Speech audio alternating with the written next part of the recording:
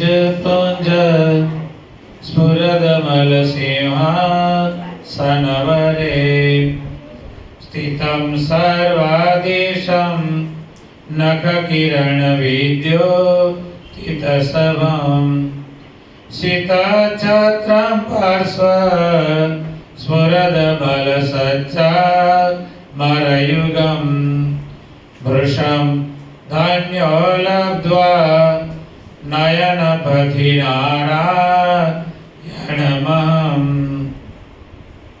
श्री अक्षरधामाधिपति स्वामिनारायण बापा भगवते नमो नमः। श्री घनश्याम महाराजाय नमो नमः। श्री हरे कृष्ण महाराजाय नमो नमः। श्री सहजानंद स्वामी महाराजाय नमो नमः। बापा श्री भगवते नमो नमः। सद्गुरुभ्यो नमो नमः। श्री स्वामिनारायण गादि आद्याचार्य प्रवर धर्म धुरंधर सनातन धर्म सम्राट परम कल्याणकारी जीवन प्राण स्वामी बापा भगवते नमो नमः। सदाय प्रगट અને પ્રત્યક્ષ સર્વાવતારી સર્વોપરી શ્રી સ્વામિનારાયણ બાપા, આપણા ગોપાળ બાપા, નિર્ગુણ બાપા, ઈશ્વર બાપા, શ્રી સ્વામિનારાયણ ગાદીના આદ્ય આચાર્ય પ્રવર ધર્મ ધુરંધર સનાતન ધર્મ સમ્રાટ પરમ કલ્યાણકારી જીવન પ્રાણ સ્વામી બાપા, સद्धर्म रत्नाकर सनातन धर्म संरक्षक विश्व वात्सल्य महोदधि वेद रत्न प्रेममूर्ति आचार्य स्वामी जी महाराज, ज्ञान महोदधि वर्तमान आचार्य स्वामी जी महाराज, संतों ने सत्संगी बंधुओं, शिक्षापत्री प्रदीपिका टीको पहता तेनी आपणे कथा चाले छे। अमावास्याना दिवसे सोमवार हतो, पण ते दिवसे स्पेशल एक जग्याए प्रोग्राम में जवानुं थयुं એટલે આપણે સાથે મેળાપ થયો નહોતો।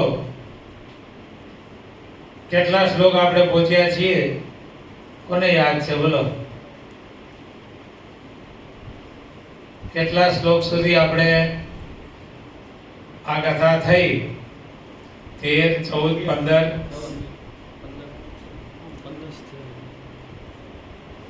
છેલ્લે આપણે કથામાં શેની વાત આવી હતી? આત્મઘાતસ્તુ તીર્થેપી ન કર્તવ્યસ્ચ ન કૃધા। 14મો શ્લોક, आत्मघातस्तु तीर्थेपि न कर्तव्यश्च न कृता अयोग्य चरणात् क्वापि न विशोधबंधनादिना। 11મા શ્લોકમાં મહારાજે કીધું કે કોઈ પણ જીવ પ્રાણી માત્રની હિંસા નહીં કરવાની। 11મા શ્લોકમાં ભગવાને આ સંદેશ આપ્યો, આદેશ કર્યો, કોઈ પણ જીવ પ્રાણી માત્રની हिंसा नहीं करवानी। 12મા श्लोकમાં ભગવાને એ આપણને આદેશ આપ્યો, દેવતાને અર્થે ને પિતૃને અર્થે યજ્ઞ કરવા, તેમાં જે પશુઓ બકરા, મૃગલા, સસલા વગેરે તેની હિંસા નહીં કરવાની।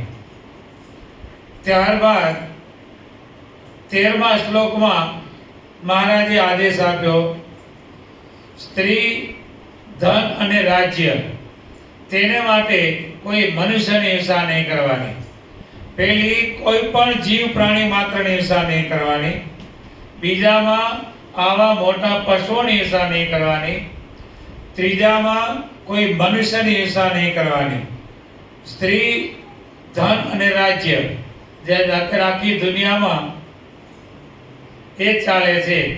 કોઈ પણ તમે ફિલ્ડ લો, કોઈ પણ સ્ત્રી સંબંધી, ધન સંબંધી અને રાજ્ય સંબંધી ગમે તે ફિલ્ડમાં એમાં જાઓ, કોઈ પણમાં જે આ બધા ફિલ્મ ઇન્ડસ્ટ્રીઝ, કોઈ પણ ફિલ્મ જુઓ, શું હોય? સ્ત્રીને માટે હિંસા. આ એક જ દરેકમાં આ એક જ હોય છે, સ્ત્રીને માટે હિંસા.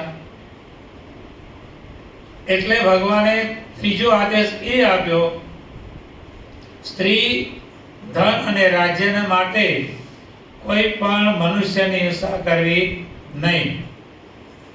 હવે 14મો શ્લોક, એમાં ભગવાન પોતાની હિંસા કરવાની ના પાડે છે.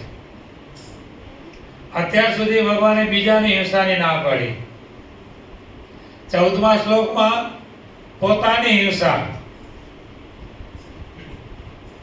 આત્મઘાત તીર્થને વિશે પણ નહીં કરવાનો, ક્રોધે કરીને પણ નહીં કરવાનો, અયોગ્ય આચરણ થઈ જાય તે થકી મૂંઝાઈને પણ નહીં કરવાનો,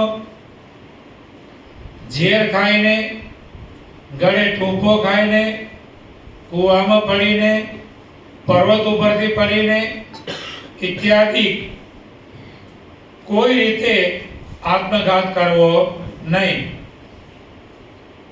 આના વિશે આપણે થોડી ચર્ચા જે દિવસે ભગવાન હિંડોળેથી ઉતર્યા તે દિવસે આપણે થોડીક ઝલક આ શ્લોકની લીધી હતી. આપણો આ શ્લોક આવતો હતો એટલે, પણ તે દિવસે આપણે બહુ વિસ્તારથી એ વાત લીધી નહોતી.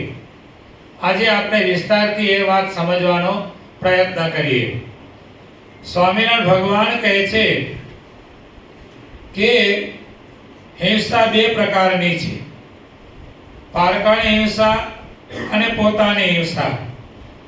પારકાની હિંસાનો અત્યાર સુધી ભગવાને 3 શ્લોકમાં નિષેધ કર્યો. હવે શ્રી સ્વામિનારાયણ ભગવાન પોતાના દેહની હિંસા એટલે કે આત્મઘાત તેનો નિષેધ કરતા કહે છે કે પ્રયાગાદિ જે તીર્થસ્થાન તેમાં દેહ પાળવાથી સ્વર્ગની પ્રાપ્તિ થાય એવા લોભ દર્શક, લોભને બતાવનારા શાસ્ત્ર વાક્યથી સ્વર્ગાદિકની પ્રાપ્તિ માટે પણ તે તીર્થને વિશે આત્મઘાત કરવો નહીં. લોભ બતાવે કે અહીંયા જઈને મરીએ તો ગતે જઈએ, સદગતિ થાય, આ લોભ બતાવે. કાશીએ કરવત મુકાવીએ તો સદગતિ થાય. કાશી વિશ્વનાથ મંદિર છે તેના માટે પ્રચલિત, હવે તો એ બંધ કરી દીધું, સરકારે કાયદો કાઢી નાખ્યો. પણ કાશી વિશ્વનાથનું મંદિર તે સમયમાં કરવત મુકાવાનું મંદિર હતું. ત્યાં લોકો કરવત મુકાવા જાય, ડબલ દાતાવાળી કરવત હોય, જતાંય કાપે ને આવતાંય કાપે એવી કરવત હોય.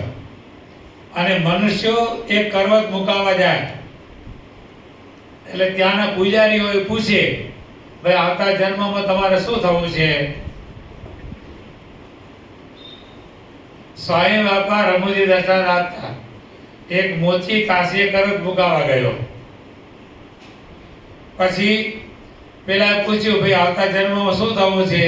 એટલે પેલો વિચાર કરે, વાણીઓ થઈ તો વેપાર કરવો પડશે, હોની થઈશ તો આખો દાડો ગરમીમાં બેહી રહેવું પડશે,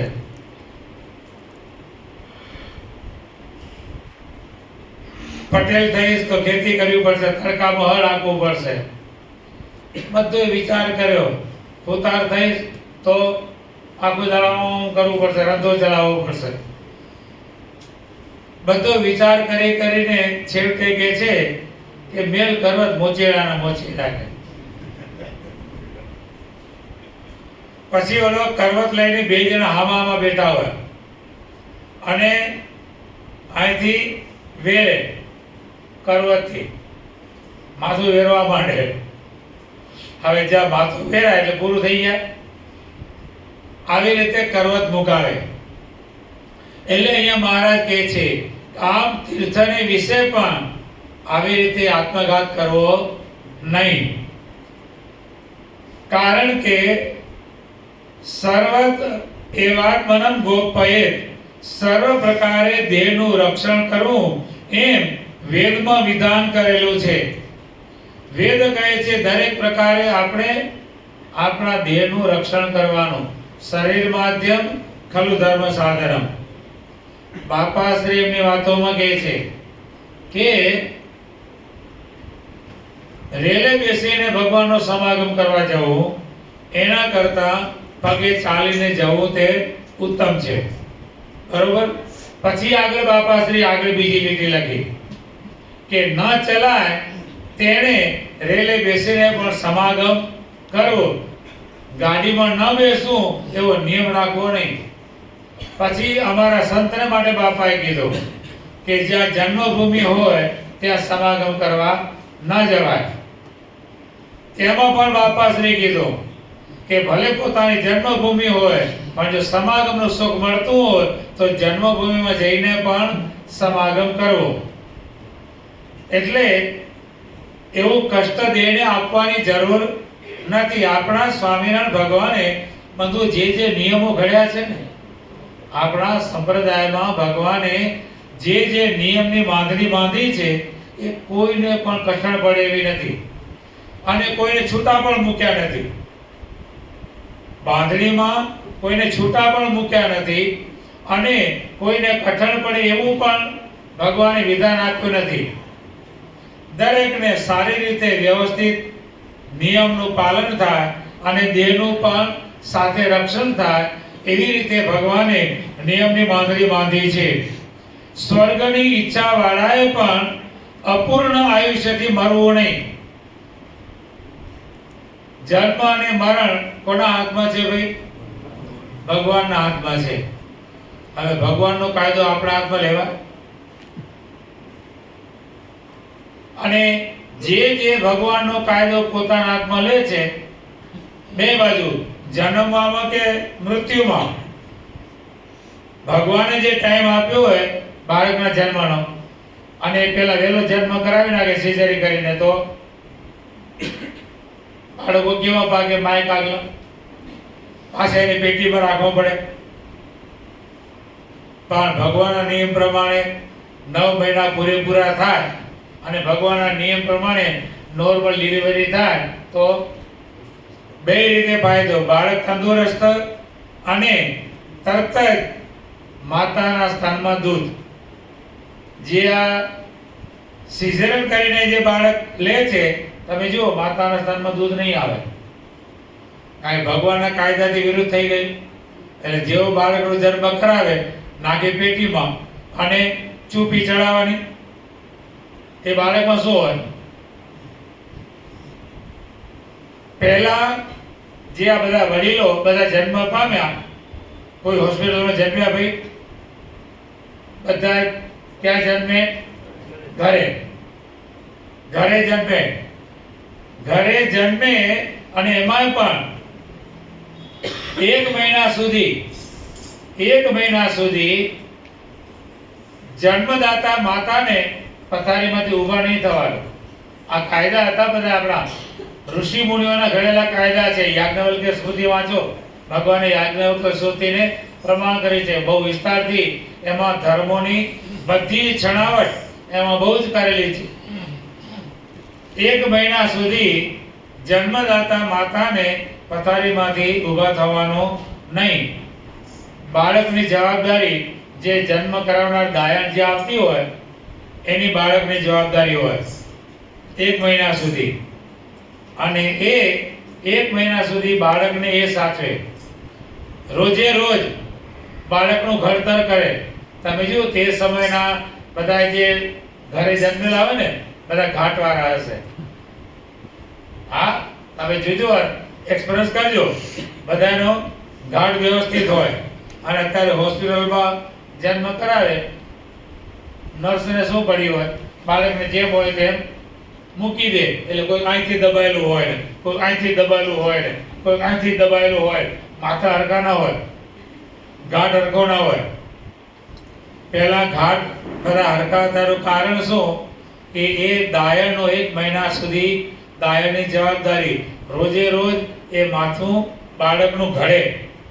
નાનપણમાં એ માથું જન્મે ત્યારે બાળકનું ઘડે ને પટ્ટી બાંધી રાખે એટલે ઘાટ વ્યવસ્થિત રહે. બીજું, નાનપણમાં બાળકને બૂટ પહેરાવે, પગનો ઘાટ વ્યવસ્થિત આવે. આ બધી અનેક પ્રકારની પહેલા જે ઋષિ મુનિઓ જે બધી આ પ્રણાલિકા ચણાવી ગયા છે ને મનુષ્યના સારા ઘાટને માટે. એટલે જન્મ અને મરણ એ બે જવાબદારી ભગવાનની છે, એ આપણે માથે લેવાય નહીં. અને જો આપણે માથે લઈએ તો એમાંથી સારું ફળ પણ મળે નહીં. એટલા માટે કહે છે કે સ્વર્ગની ઈચ્છા વાળાએ પણ અપૂર્ણ આયુષ્યથી મરવું નહીં. એમ બુદ્ધિપૂર્વક મરણનો નિષેધ કરેલો છે. વળી ભગવાનની ભક્તિને વિશે પોતે ઈચ્છેલા સકલ પુરુષાર્થ મેળવવાનું સામર્થ્ય છે ભક્તિમાં, અને તે ભક્તિ મનુષ્ય શરીરથી જ સિદ્ધ થઈ શકે છે. બીજા કોઈ પણ દેહમાં ભક્તિ થતી નથી. મનુષ્ય દેહમાં જ ભગવાનની ભક્તિ થાય છે. માટે અતિ તુચ્છ એવા સ્વર્ગાદિક સુખને માટે દેવોને પણ દુર્લભ એવા મનુષ્ય શરીરનો ઘાત ન જ કરવો. મનુષ્ય દેહની આગળ સ્વર્ગનું સુખ કેવું કીધું? અતિ તુચ્છ. એટલો બધો મનુષ્ય દેહ મોંઘો છે, બોલો. આના આગળ સ્વર્ગનું સુખ પણ તુચ્છ છે. આવો મોંઘો મનુષ્ય જન્મ એને હાથે કરીને પાડી નાખો નહીં, પરંતુ ધર્મનિષ્ઠ થઈ જીવન પર્યંત ભગવાનની ભક્તિ કરવી. કારણ કે અભ્યુદય અને નિશ્રેયસની સિદ્ધિ તો ભગવાનની ભક્તિથી જ થાય છે. આપણા જીવનનો અભ્યુદય એ પણ ભગવાનની ભક્તિથી જ થાય છે. અને તીર્થમાં જે ફળની પ્રાપ્તિ કહી છે તે પણ ભગવાનના સ્મરણથી કહી છે. આમ તો તીર્થ અધમમાં અધમ કીધું. શું? ઉત્તમા સહજાવૃત્તિ. ઉત્તમા સહજાવૃત્તિ, ભગવાનના સ્વરૂપમાં અખંડ વૃત્તિ રહે તે ઉત્તમ. ઉત્તમા સહજાવૃત્તિ. મધ્યમાં ધ્યાન ધારણા, જ્યારે ધ્યાન કરીએ ત્યારે ભગવાનના સ્વરૂપમાં વૃત્તિ રહે તે મધ્યમ છે. નિરંતર ભગવાનના સ્વરૂપમાં વૃત્તિ રહે તે ઉત્તમ. મધ્યમાં ધ્યાન ધારણા, ધ્યાન કરીએ ત્યારે ભગવાનના સ્વરૂપમાં વૃત્તિ રહે તે મધ્યમ. શાસ્ત્ર ચિંતા ધમા પ્રોક્તા, શાસ્ત્રનો આખો દાડો પઠન કર્યા કરે પણ તે સમયે પણ ભગવાનના સ્વરૂપમાં વૃત્તિ રહે નહીં તે અધમ. શાસ્ત્ર ચિંતા ધમા પ્રોક્તા. અને તીર્થયાત્રા ધમા ધમા. તીર્થયાત્રા તો અધમમાં અધમ છે.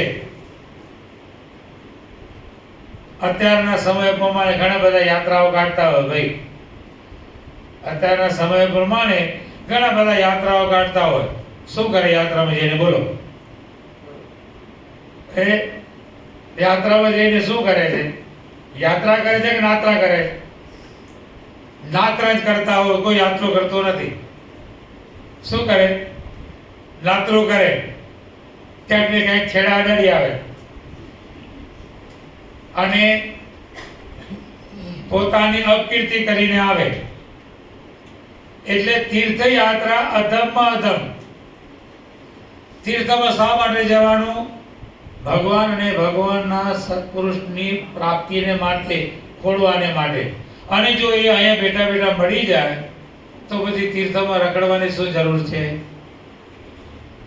પૂર્વે જે મુમુક્ષુઓ તીર્થયાત્રા કરી પણ કેના માટે?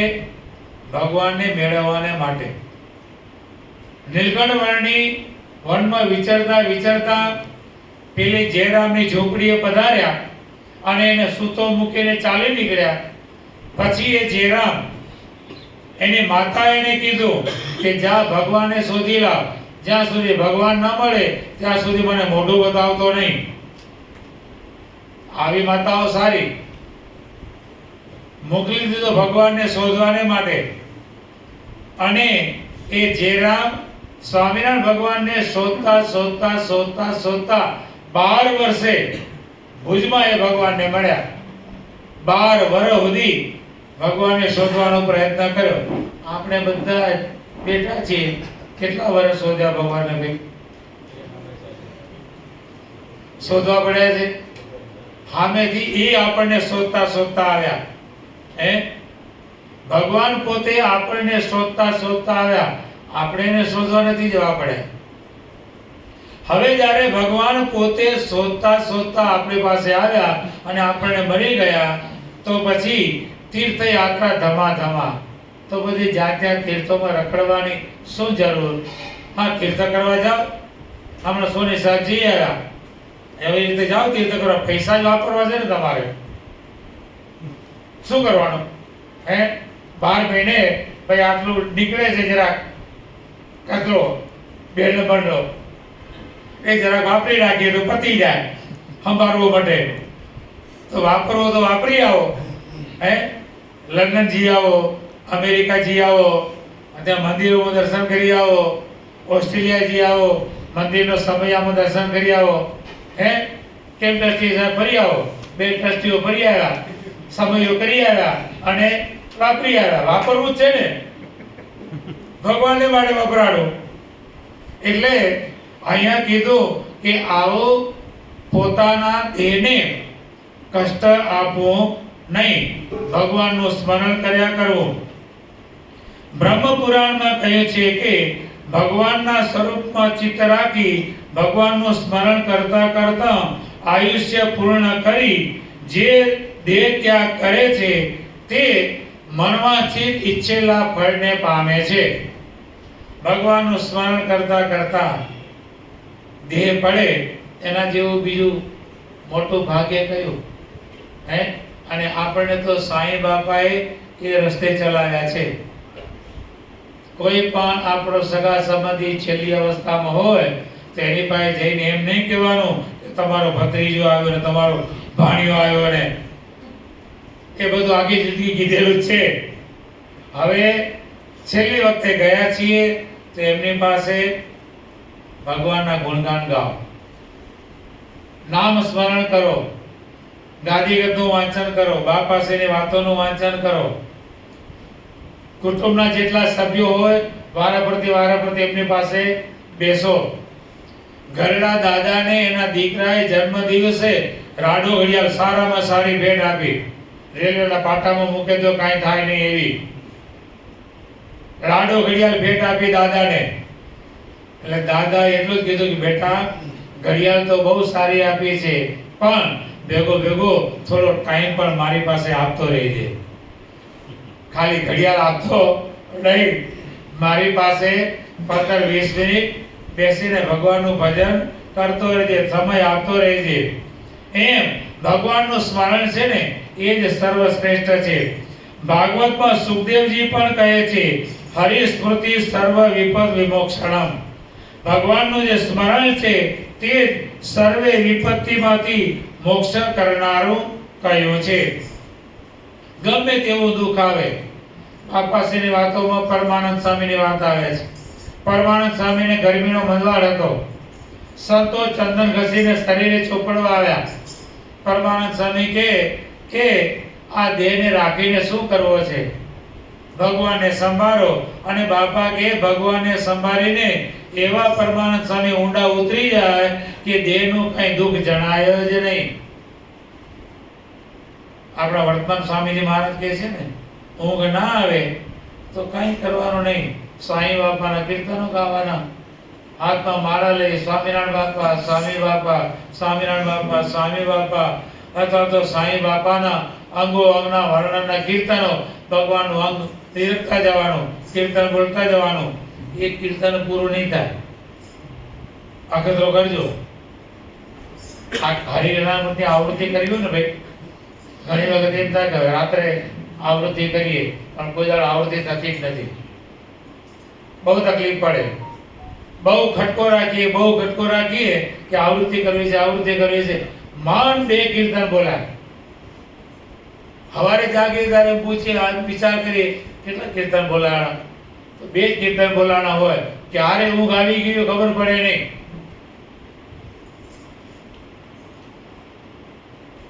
કદાચ તમને જૂનાને ખ્યાલ હશે, આપણા સુરતના એક સંસદ સભ્ય હતા, નામ કંઈ પ ઉપર હતું, કે નામ ભૂલી ગયો. 81 માં સુરતના એ સંસદ સભ્ય હતા, સુરતમાં હતા, અને 81 માં સેવકને મુંબઈ જૂનું મંદિર એમાં રહ્યા હતા. હવે કંઈક કામ પ્રસંગે ત્યાં આવેલા, ત્યાં આપણે 2-3 રૂમો હતા, એટલે ઉતારા માટે મંદિરમાં આવ્યા. એ કહે છે કે સ્વામી ઊંઘ નથી આવતી રાત્રે. શું કહે છે? રાત્રે ઊંઘ નથી આવતી. પછી આપણે સંતોને તો બીજું શું હોય, કઈ પાઉં બર્ગર ને પીઝા તો હોય નહીં, કારણ કે તો નરકના વિઝા, એટલે તો આપણે બનાવવાનું હોય નહીં. ખીચડી બનાવેલી, શું આજે જમવાને માટે ખીચડી બનાવેલી, એટલે એમને બેસાડે જમવા, દૂધ ને ખીચડી બરોબર જમાડ્યું. પછી એક માળા આપી અને કીધું કે લો સાહેબ, આ તમારા રૂમમાં નહીં, અમારો જે હોલ છે ને એમાં તમને ખાટલો નાખી દઈએ, અહીંયા સૂઈ જાઓ. ઠાકોરજી પધરાવેલા હતા જે હોલમાં, એ હોલમાં જ ખાટલો રાખી દીધો, માળા આપી અને કીધું અહીંયા સૂઈ જાઓ અને સ્વામિનારાયણ સ્વામિનારાયણ સ્વામિનારાયણ બોલજો.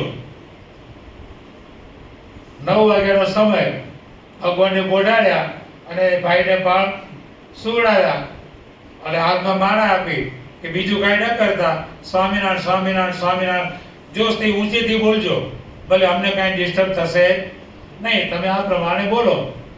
9 વાગે એમને ઉડાવ્યા. ક્યારે ઊંઘ આવી એમને ખબર નથી. સવારે 6 વાગે મંગળારતી કરવા સંતો આવ્યા ને ત્યારે ભાઈને જગાડ્યા. પછી કહે છે કે સ્વામી જિંદગીમાં પહેલી વાર ઊંઘ્યો. એટલે ઊંઘ ના આવે. આપણા વર્તમાન આચાર્ય સ્વામીજી મને ત્યાં કહે છે પહેલેથી, એમને ઊંઘ બહુ ઓછી છે. આચાર્ય બન્યા પહેલા પણ ઊંઘ બહુ ઓછી. એટલે ગમે ત્યારે તમે અમે રાત્રે કદાચ કોઈ સંત પેશાબ કરવા ઉઠે અને એમને જુએ, એટલે રાત્રના 12:30 વાગ્યા હોય, 1 વાગ્યો હોય, 1:30 વાગ્યો હોય, અને જો એમના આસનમાં જે સૂતા ન હોય તો કાં તો માળા ફેરવતા હોય, અને સૂતા હોય તો પુસ્તક ટેબ્લેટમાં પત્રામૃત વાંચતા હોય કે કોઈ આવૃત્તિ કરતા હોય. આ જ એમની ટેવ જ આ છે. ઊંઘ બહુ ઓછી છે. એટલે આપણે બધું કાંઈ પણ તકલીફ પડે, હરે સ્મૃતિ સર્વ વિપદ વિમોક્ષણમ. ગમે તેવું દુઃખ આવે, વ્યવહારિક દુઃખ આવે કે શારીરિક દુઃખ આવે, વ્યવહારિક દુઃખ માની લો આવશે, આપણે વિચાર કર્યા કરીશું તો દુઃખ ટળી જવાનું છે. એના કરતા ભાઈ હોતા ભગવાનનું સ્મરણ કરો ને. જેટલી વાર ઊંઘ આવી હશે એટલી વાર તો શાંતિ, ખોટા વિચારો નહીં આવે. એટલે હરિસ્મૃતિ સર્વ વિપત્તિ વિમોક્ષણમ. ભગવાનનું સ્મરણ છે એ જ સર્વે વિપત્તિમાંથી મોક્ષ કરનારું છે. સ્વામિનારાયણ ભગવાન વચનામૃતમાં પહેલા જ વચનામૃતમાં કહે છે, ભગવાનના સ્વરૂપમાં મનની અખંડ વૃત્તિ રાખવી તે જ કઠણમાં કઠણ સાધન છે. અને ભગવાનના સ્વરૂપમાં મનની અખંડ વૃત્તિ રહે એ જ મોટામાં મોટી સર્વશ્રેષ્ઠ પ્રાપ્તિ છે. માટે સર્વશ્રેષ્ઠ પ્રાપ્તિમાં હરિ સ્મરણ જ કારણ છે, પણ આત્મઘાત નહીં. દુઃખ આવે અને આત્મહત્યા કરી લઈએ તો પોતે તો મરે, પાછળવાળાને કેટલાને મારતો જાય થાય ને. એના કરતા ભાઈ ભગવાનનું સ્મરણ કરો. કષ્ટ આવ્યું છે, ભગવાન ટાળી દેશે. વળી ક્યારેક મહાપાપ થઈ જાય ત્યારે વિધિએ કરીને પ્રાપ્ત થયેલા દેહના અંતનું પ્રાયશ્ચિત, જે દેહનો ત્યાગ, તે પણ ન કરવો. કળિયુગમાં એ પાપનો એ પ્રાયશ્ચિતનો નિષેધ છે. દેહપાત પ્રાયશ્ચિત નથી.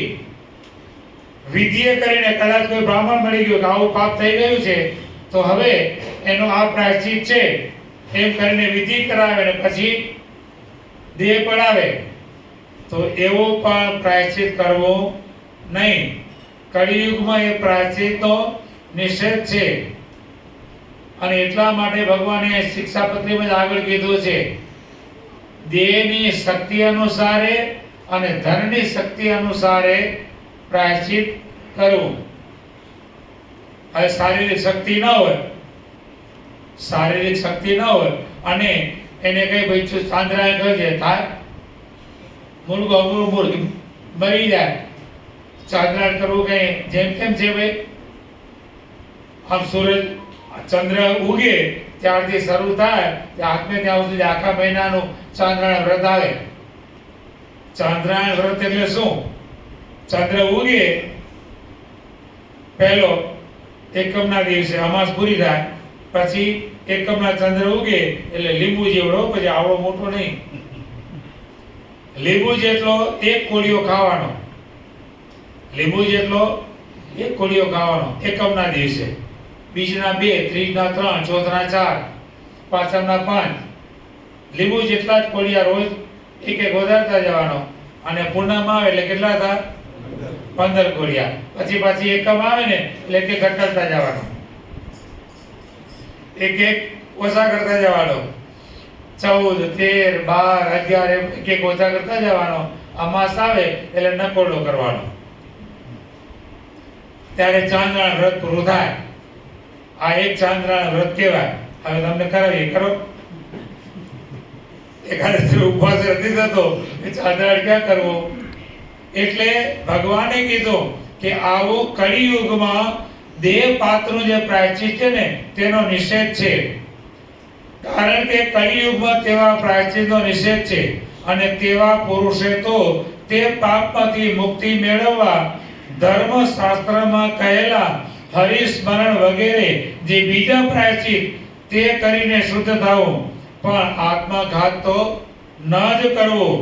માનવ દેહ તો મોક્ષ પ્રાપ્તિમાં ચિંતામણી તુલ્ય છે. આ મનુષ્ય દેહ છે ચિંતામણી છે. આ મનુષ્ય શરીરે કરીને જેવું ચિંતવશો તેવું આપણને પ્રાપ્ત થશે. આ મનુષ્ય શરીર કરીને જેવું આપણે ચિંતવશું તેવું પ્રાપ્ત થશે. આવી રીતે શાસ્ત્રમાં કહેલી આત્મહિંસાનો નિષેધ કરી અને સ્વામિનારાયણ ભગવાન આગળ કહે છે, સ્વાભાવિક દોષથી ઉત્પન્ન થતી જે આત્મહિંસા તેનો પણ નિષેધ કર્યો છે. સ્વજન તથા દુર્જન તેમણે કહેલા જે મર્મ ભેદક વચન તેથી ઉત્પન્ન થયેલો જે ક્રોધ તેને કરીને આત્મઘાત નહીં કરવાનો.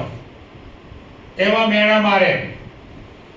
મુક્તાનંદ સ્વામીની આપણી વાત, કંથકોટમાં મુક્તાનંદ સ્વામી ગયા, ત્યાં એક બાઈ પાછી આવેલી, એટલે ઘરમાં નણંદોને ભોજાઈઓ મેણા મારે, હું તારા ધણીને ખાઈ ગઈ, હવે અમને ખાવા આવી છે ને, આવા મેણા મારે.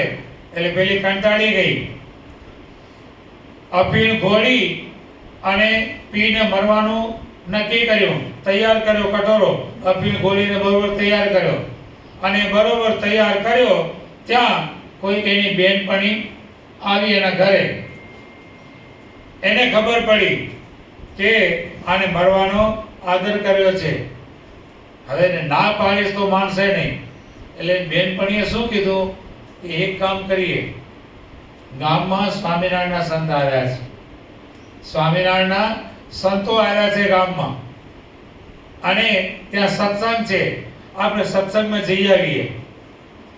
સંતના દર્શન થશે, સત્સંગ થશે, પછી તું રાત્રે મરી જજે. જો સંતના દર્શન કરીને મરીશું તો ગતે જઈશું. આવું બહેનપણીએ લોભ બતાવી અને લઈ ગયા મુક્તાનંદ સ્વામીના સત્સંગ સભામાં. મુક્તાનંદ સ્વામી અંતર્યામી પડે મનુષ્ય દેહની દુર્લભતાની વાત કરતા કરતા આવી પણ વાત કરી કે આવો મોંઘો મનુષ્ય જન્મ મળ્યો, એમાં કોઈના મહેણા ટેણાથી, કોઈ અફીણ ખાઈને, કોઈ પર્વત ઉપરથી પડીને, કોઈ ગળે ફાંસો ખાઈને આવી આત્મહત્યા કરે છે અને મનુષ્ય દેહને વેડફી નાખે છે તો એને બહુ મોટું પાપ લાગે છે. માટે ક્યારે પણ આવા મેણા ટોણાથી આત્મહત્યા કરવી નહીં. એટલે પેલી બાઈને એમ થયું કે સ્વામી મારા ઉપર જ વાત કરી, એટલે કે હવે આપણે આત્મહત્યા કરવી નથી, ભગવાનનું ભજન કરવું છે. મુક્તાનંદ સ્વામીનો ઉપદેશ કામ કરી ગયો.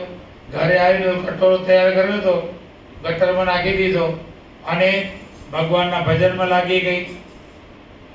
એટલે કહે છે કે ક્રોધે કરીને આવા મેણા ટોણાથી આત્મહત્યા કરવી નહીં. પ્રારબ્ધ યોગે કરીને, કોઈ ગુંડા દેશ કાળાધીનને યોગે કરીને પોતાના વર્ણ તથા આશ્રમને અઘટિત નિંદિત કર્મ થઈ જાય, ગમે એવું પાપ થઈ જાય.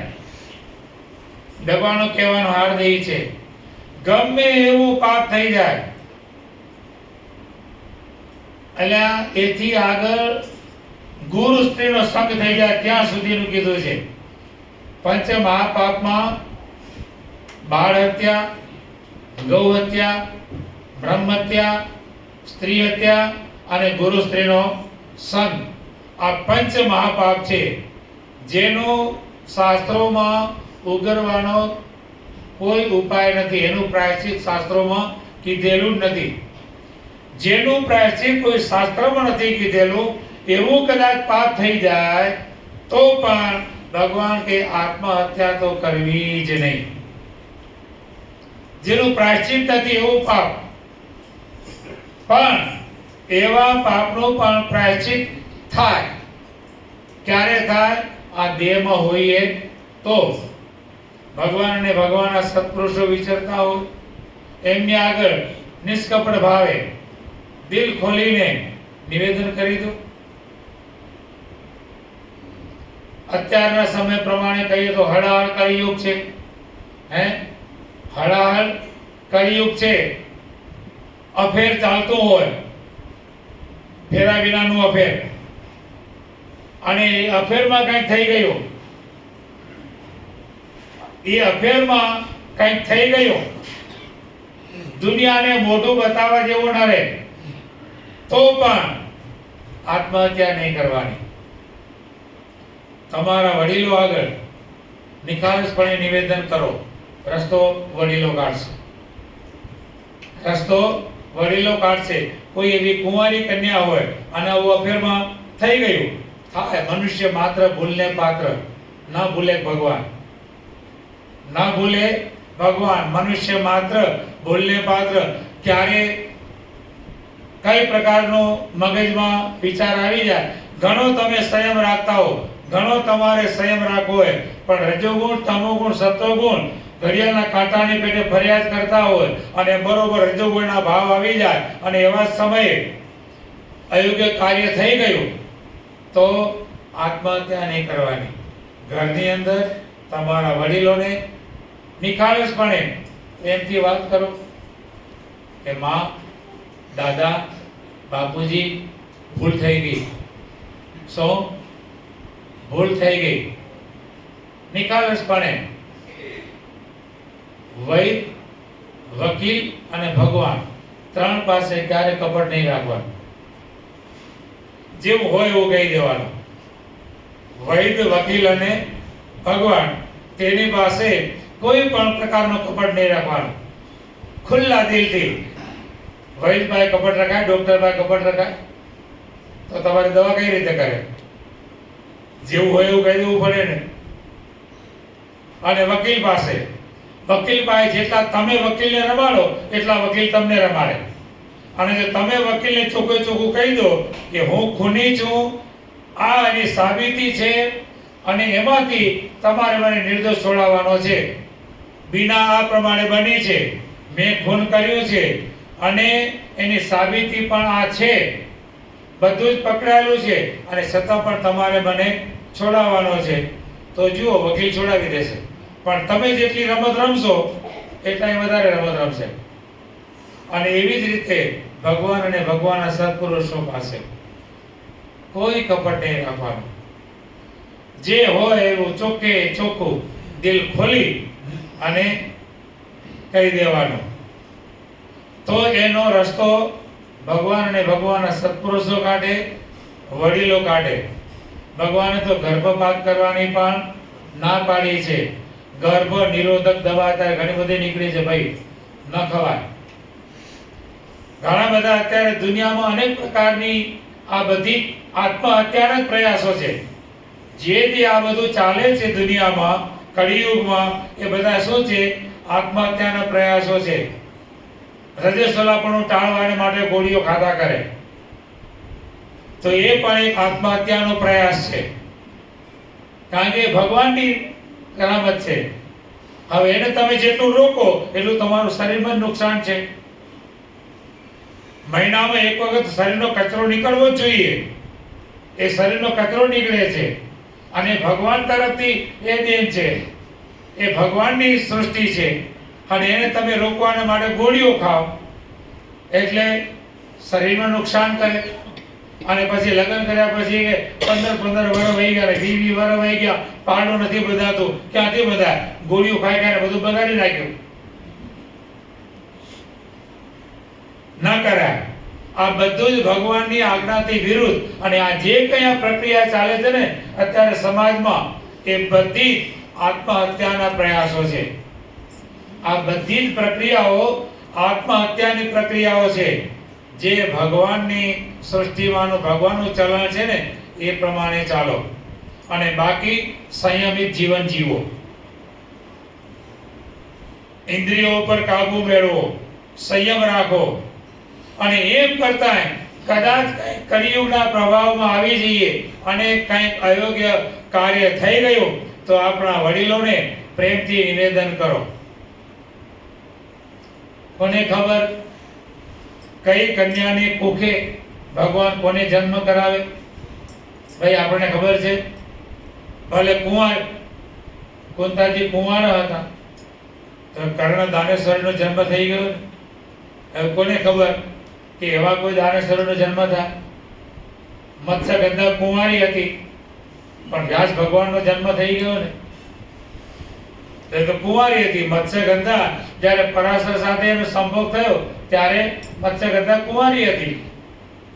પણ એમણે જો ગર્ભપાત ન કર્યો તો વ્યાસજીનો પ્રાગટ્ય થયું.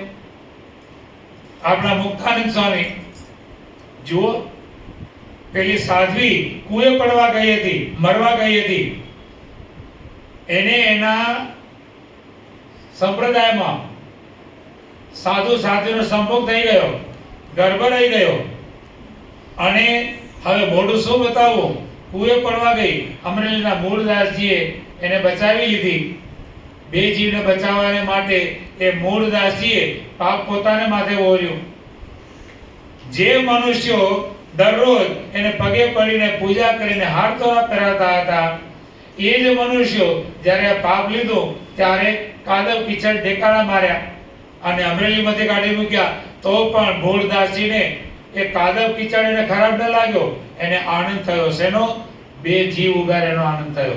એક તો પેલા ગર્ભમાં બાળક છે એ, અને પેલી સાધ્વી. બે જીવ ઉગાર્યાના આનંદમાં એ મૂળદાસજીએ એ પણ સહન કર્યું. અને એને કોકે રાધા દેવી અવતર્યા અને મૂળદાસજીએ એ રાધા દેવીના લગ્ન અમરાપરના બ્રાહ્મણ આનંદરામ સાથે કર્યા.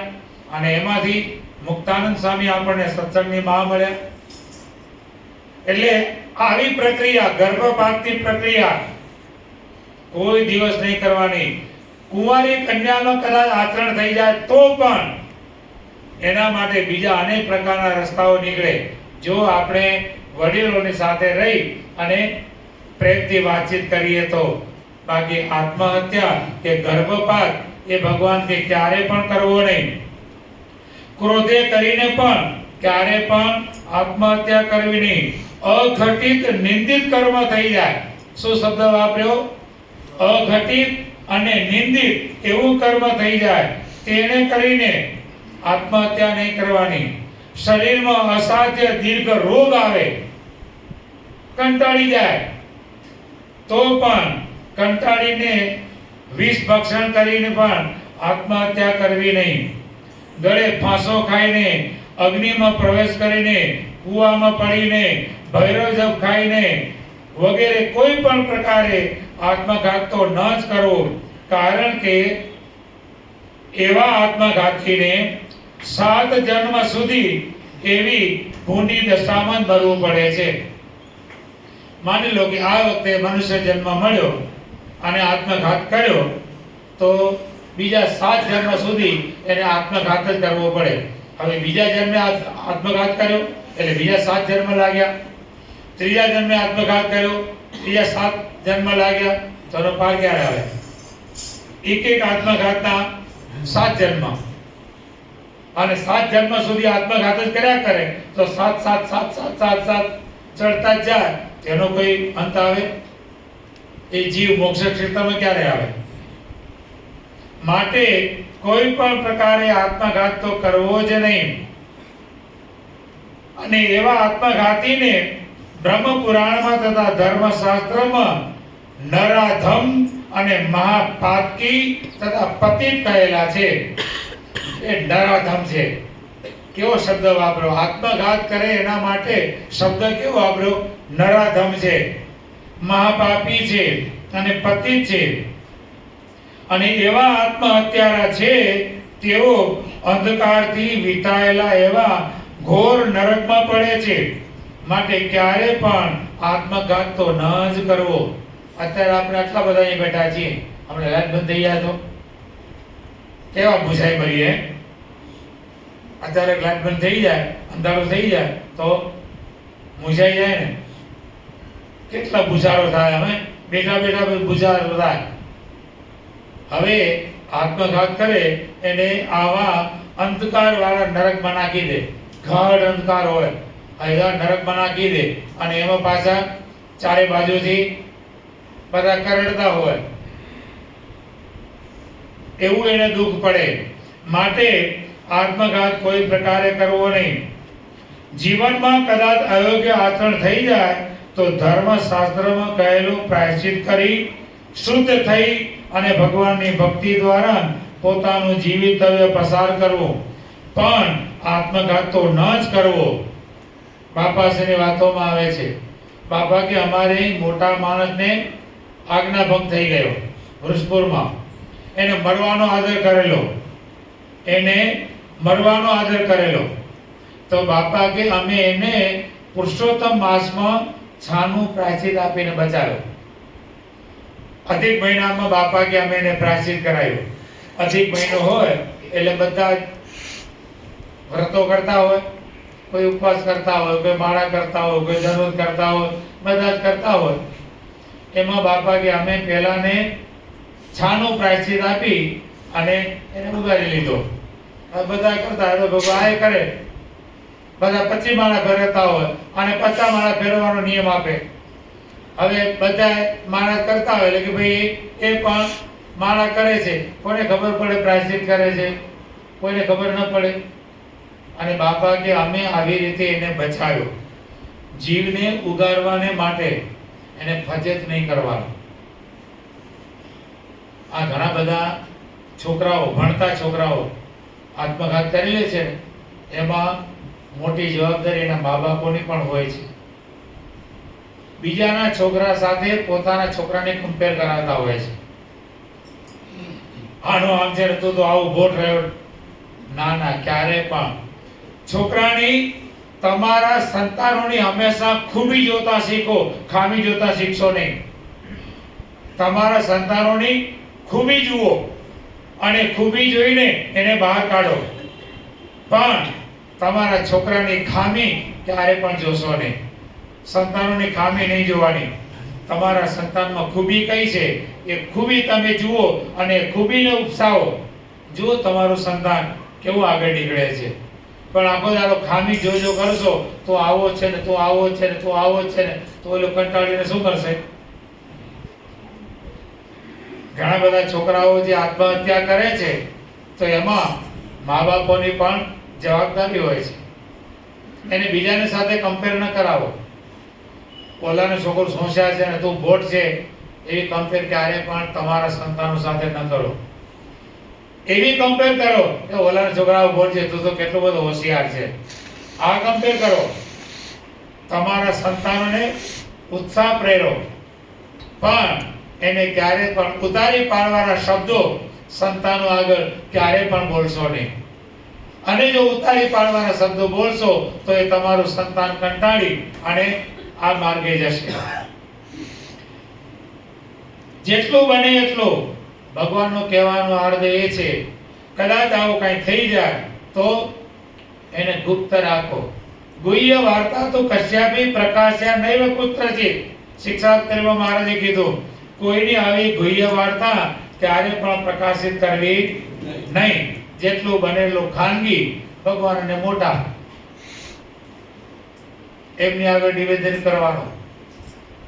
પ્રથમ પ્રકરણના વચનામૃતમાં મહારાજે આ જ વાત કીધી છે કે કોઈ પણ જીવને ક્યારે પણ ફજેત કરવો નહીં. ક્રોધ કરીને કડવા વેણ બોલવા નહીં. કડવા વેણ બોલી સામે આમ એકબીજા એટલે એ પણ એ માર્ગે ચાલે. એટલે અહીંયા મહારાજ કહે છે આત્મઘાત તો કોઈ રીતે કરવો નહીં. સ્વામિનારાયણ ભગવાન કહે છે નુદ્રય માધ્યમ સુલભમ સુદુર્લભમ પ્લવમ સુકલ્પમ ગુરુ કર્ણધારમ મયાનુકૂલેન નભસ્વતેરિતમ પુમાન ભવાબ્ધિ ન તરેત સ આત્મા.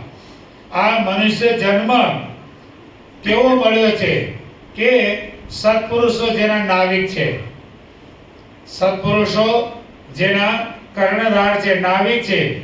પરમ કૃપાળુ પરમાત્મા સ્વામિનારાયણ ભગવાન સાનુકૂળ પવનને ઠેકાણે છે અને દેવોને પણ અતિ દુર્લભ છે અને આપણને પ્રભુ કૃપાએ કરીને સહજમાં મળ્યું છે એવું સર્વશ્રેષ્ઠ નર દેહ રૂપ સુસજ્જ નાવ. કેવું અત્યંત સુસજ્જ નાવ છે, સેજ પણ કાણું નથી એવું આ સરસ મજાનો મનુષ્ય શરીર રૂપી નૌકા છે. અને નૌકાને ચલાવનારા કોણ છે? સત્પુરુષો છે. અને એ નૌકાને સાનુકૂળ પવન જોઈએ તો બધું ખુદ ભગવાન સાનુકૂળ પવન થયા છે. હવે આવું સરસ મજાનું આ ભવસાગર તરવાનું મોક્ષ પ્રાપ્તિ માટેનું આવું સરસ નાવ મળ્યું તો આ મનુષ્ય જન્મ મરણ રૂપ ઘોર સંસાર સાગરને તરતો નથી. તે મનુષ્ય પણ આત્મહત્યારો છે. આવો સરસ મજાનો સંજોગ આપણને પ્રાપ્ત થયો. સાંઈ બાપા જેવા સત્પુરુષ મળ્યા આપણી નાવને હંકારનારા. ખુદ ભગવાન સાનુકૂળ પવન થયા અને બધું કારણ સત્સંગમાં આવો સરસ મજાનો સુસજ્જ નાવ મળી ગઈ. આમ આપ્યું તો આમ આપ્યું તો કાણાવાળું નાવ થઈ જાય ને, તો કાણાવાળું નાવ ક્યાંય ડૂબી જાય. અને કેવું સરસ મજાનું સુસજ્જ નાવ આપ્યું છે. સર્વે અંગે સંપૂર્ણ, કોઈ પ્રકારની ખોટખામી છે? બરોબર 3-4 ટાઈમ ઠોકીએ છીએ, વ્યવસ્થિત પચી જાય છે. કઈ તકલીફ પડે છે? 4 વખત ખાઈએ છીએ તો એમ શું કહ્યું 5મી વખત નથી ખાવું, તો 5મી વખત ખવડાવનારો મળે તો? અને તો પણ એ નાવને કંઈ પણ થતું નથી, કારણ કે નાવના નાવિક આપણા ગુરુદેવ જીવનપ્રાણ સ્વામી બાપા છે. અને આ ભગવાન સાનુકૂળ પવન છે, બધું જ પચાવી દે છે. તો પછી બીજું જોઈએ શું? તો હવે આ દેહ કરીને અહીંયા કહે છે કે જો આ દેહ કરીને મોક્ષ ન સાધી લીધો તો એ પણ આત્મહત્યારો છે એમ સત્શાસ્ત્રો કહે છે. માટે એવા પણ આત્મઘાતી થવું નહીં. તો પણ આવું જ શ્રી હરિનું હાર્દ કહેવાનું છે. તો આ 14મો શ્લોક આત્મઘાતક તો તેપી ન કર્તવ્ય ચ ન કૃતા અયોગ્ય શરણાત કાપી ન વિશોધમંદનાદિના ઇતિ શ્રી 14મો શ્લોક સંપૂર્ણ. બંધુ આ પ્રમાણે આપણને ભગવાને સરસ મજાનું જો આવું સુયોગ આપ્યો છે અને આવા સુયોગમાં જે બંધુઓ ભક્તો ભગવાનના માર્ગે ચાલ્યા છે તેના ઉપર ભગવાન બાપા સાંઈ બાપાની અત્યંત કરુણા વરસી રહી છે. આજે આજના સભાના યજમાન કિંજલબેન કમલેશભાઈ રૈયા, એમનું નિમિત્ત છે 31/8 ગઈ એ દિવસે એમનો બર્થડે હતો.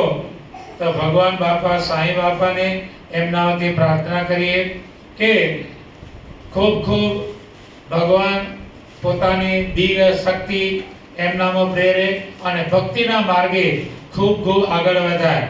બાકી તો દુનિયામાં એવું જ છે, મા બાપ એમ જાણે કે મારો દીકરો મોટો થાય છે અને કાળ એમ જાણે કે મારો પાક તૈયાર થાય છે. બેડ એમ જ છે, માતા પિતાને શું થાય, મારો દીકરો મોટો થાય છે અને કાળને શું થાય, મારી ખીચડી તૈયાર થાય છે. બાકી તો જે કંઈ આપણે ભગવાનના શરણમાં, તો એમના બર્થડે નિમિત્તે ભગવાન એમનું શરીર સ્વાસ્થ્ય સારું રાખે અને દીર્ઘાયુષ્ય પૂર્ણ ભગવાન જીવન આપે અને અખંડ ભગવાનનું સ્મરણ કરતા કરતા જીવન વીતે. બીજું, તેમણે ઇન્ટિરિયર ડિઝાઇનનો સ્ટાર્ટઅપ કર્યું છે, તેમાં પણ ભગવાન બાપા સાંઈ બાપા ભેળા ભળે.